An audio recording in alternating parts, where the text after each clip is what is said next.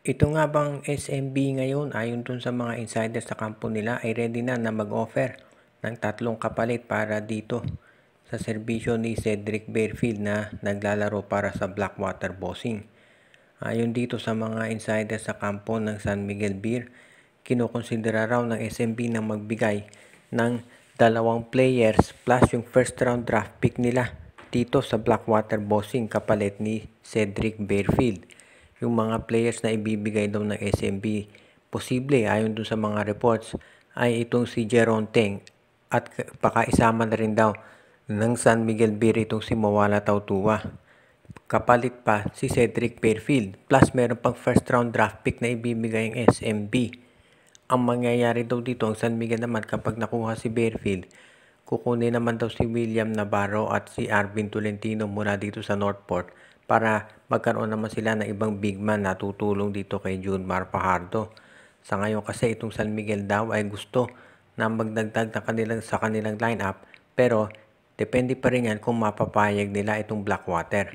Alam natin na nasa kampo ng MVP group itong si Cedric Barefield at Blackwater, pero hindi naman daw sabihin na natin nawawala ng pag-asa ang SMB na makukumbinsin nila ito na lumipat sa kanila.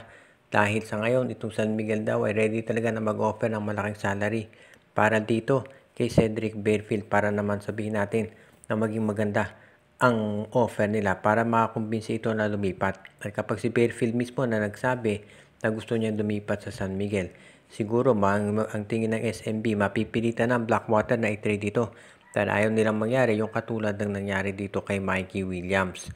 So kung may bibigay namang mahusay ng players na kapalit ng San Miguel, malamang papayag na rin dito itong Blackwater Bossing dito sa kagustuhan ng SMB. Samantala naman, itong Barangay Ginebra mukhang nagre-ready na tapusin itong serye kontra sa TNT Tropang Giga. Ayon doon sa mga nasa kampo ng Ginebra, ayaw nilang paabutin pa ng Game 7 ito at gusto nilang masiguro na magiging ready na sila dahil tapusin ito kaagad-agad as soon as possible dahil nga hindi naman 100% itong si Justin Brownlee. Alam natin na nahihirapan pa rin si Brownlee na maglaro pero ginagawa niya talaga yan dahil sabi nga nila talagang matapang ito si Brownlee at ayaw niyang pabayaan ng Barangay Ginebra kahit meron siyang injury. Kaya sa ngayon, gusto ng Ginebra na ang isip ng Ginebra ngayon, must win din sa kanila itong game na to. Kung sa TNT must win sa Ginebra, ganun din. Dahil syempre sa panig ng Ginebra, kapag umabot ito ng Game 7, medyo mahihirapan din sila, sabi ni Coach Tim Cone. Dahil nga, yung injury ni Brownlee, syempre hindi naman yan gumagaling. Obviously, kinakailangan daw ng surgery. Kaya nga gusto nila na as soon as possible ay magkaroon na ng tinatawag na pagtatapos sa serye at magkampiyon na kaagad-agad ang Barangay Ginebra. At yan daw ngayon ang gustong mangyari talaga nitong Barangay Ginebra para masiguro nila na matapos na yung serye at syempre makapagpahinga na. Kaya sa ngayon itong Barangay Ginebra nagre-ready na tratuhin itong Game 6 bilang parang Game 7 na rin. Kaya maaasahan natin na walang let up dito sa gagawin ng Barangay Ginebra para masiguro na matatapos na ang serye at magagawa nila ng paraan na ito hindi na talaga mahahaba pa at aabot ng Game 7. At yan daw ngayon ang gustong mangyari talaga nitong Barangay Ginebra kaya masisiguro natin na magiging maganda ang resulta nito para sa Gene Kings. Para naman sa TNT Tropang Giga, sabi nga nila kinakailangan iwanan na lahat dito sa court at kinakailangan mas maganda maging produksyon nitong si RHJ para magkaroon sila ng tsansa. Samantala naman, ayon doon sa mga reports na lumalabas, baka daw ang PBA ay maging 14 na yung mga teams dyan. Ibig sabihin, ito raw ang gagawin ng PBA ay hindi lang yung pagbili nitong Star Horse sa Terra Firma pero ang gusto nila ay magdagdag ng koponan para maging 14 na. Dahil marami ang nagsasabi dito, maski na yung mga fans na ang dami ng mga players dito sa barangay, hindi lang sa Barangay Ginebra, kundi sa iba't iba pang mga teams katulad ng SMB, TNT, na hindi naman nagagamit. At marami nga ngayon mga free agents na o kaya nagpupunta sa MPBL. Masyadong maraming players, konti yung mga teams. Kaya ang gusto ng PBA, madagdagan yung mga teams dito sa liga para yung mga players naman magkaroon ng outlet para ipakita kung ano ang kaya nilang gawin. Kaya nga pinag-aaralan ng PBA kung paano nila maiengganyo yung mga kumpanya na sumali dito sa liga.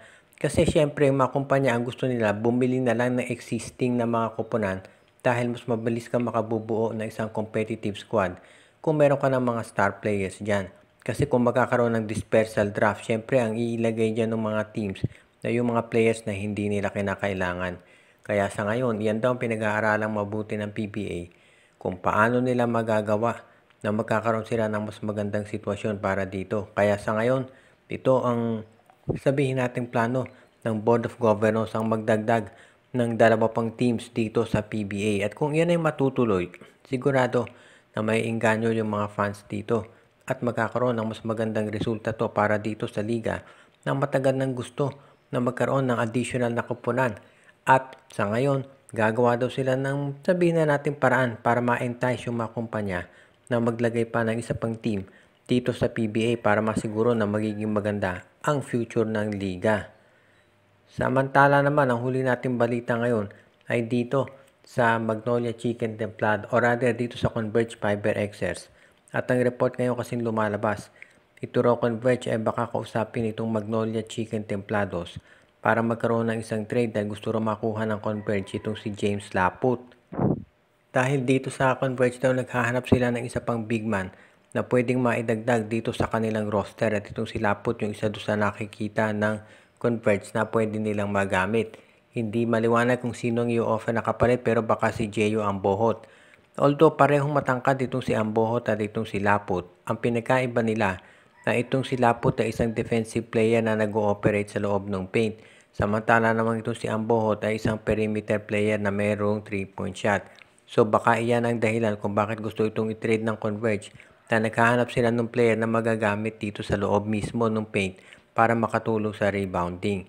Kaya ngayon, iyan daw ang pinag-uusapan kung sakasakali nga na magkaroon sila ng agreement.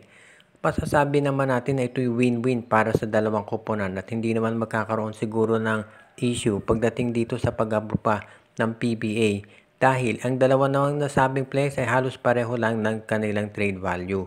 At syempre dahil independent team itong Converge Fiber Xers, hindi naman yan magpapalugi pagdating dito sa sabihin na nating paggawa ng mga trades. Kaya sigurado na magiging maganda ang resulta nito para dito sa Magnolia Chicken Templados. At dito rin natin masasabi na itong Magnolia masisiguro na yung kanilang performance naman magiging maganda kung sakaling makuha nila si Ambohot at itong Converge Fiber Xers ay ganun din naman. Kaya sigurado na hindi ito magiging problema para dito sa Magnolia Chicken Templados at maski na dito sa Converge Fiber Xers yung pag-approve sa trade.